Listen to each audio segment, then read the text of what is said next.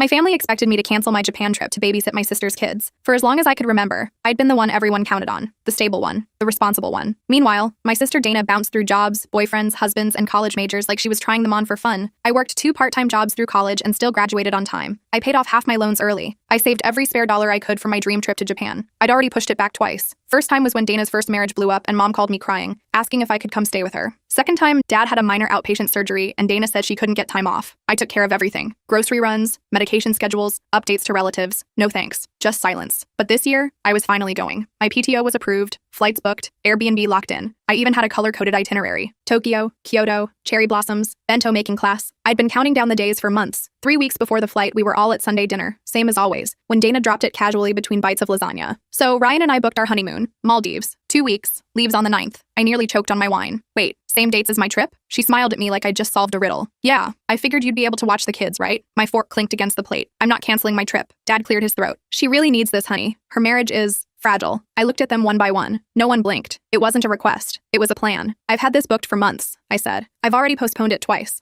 I'm not doing it again. Dana pouted like a child. I thought you loved my kids. Mom leaned forward. You're the only one we can trust with them. I stared at her. You didn't even ask me. The room went cold. Nobody said a word for a long second. Then Dad muttered something about sacrifices and how family helps family. The next day, it started. First came the texts. Cousins I hadn't talked to in years messaging me about doing what's right. One of them even called me the cool aunt and said I was breaking the kids' hearts. I knew exactly where that came from. Dana had posted some vague Facebook status about being abandoned by her only sister. Then Mom started calling daily, sometimes crying, sometimes offering to cover the cancellation fee. She even dropped off a bag of trip snacks at my apartment like that would make it easier to give up. Then Dana showed up, with the kids. She didn't warn me, just knocked and waited while they stood there in matching pajamas. The youngest, Lily, looked up at me and said, "Don't you want to stay with us? We'll be so good." I shut the door and cried for an hour. I wasn't mad at them. They didn't even know what they were asking. I found out later Dana had already booked non-refundable tickets. She never even considered the chance I might say no. 2 days before my flight, Mom invited me to dinner. Said she wanted to talk, just us. When I showed up, the house was full. Grandma, aunts, Dana's church friend. They all had things to say, all soft voices and fake smiles. Stuff like, "It's just one trip," and "Those kids need you more." I stood up in the middle of it. I couldn't sit still anymore. I told them everything. Every holiday I missed to babysit. Every time I loaned Dana money and never got it back. Every moment I put her first. And then I asked, when has she ever done that for me? The room went quiet. Grandma looked down at her hands. Aunt Sarah nodded slowly. Dana stormed out. Mom and Dad followed. Some people stayed. A couple apologized. Grandma hugged me before I left. Said she was proud. 2 days later, I boarded my flight. No guilt, no shame, just freedom.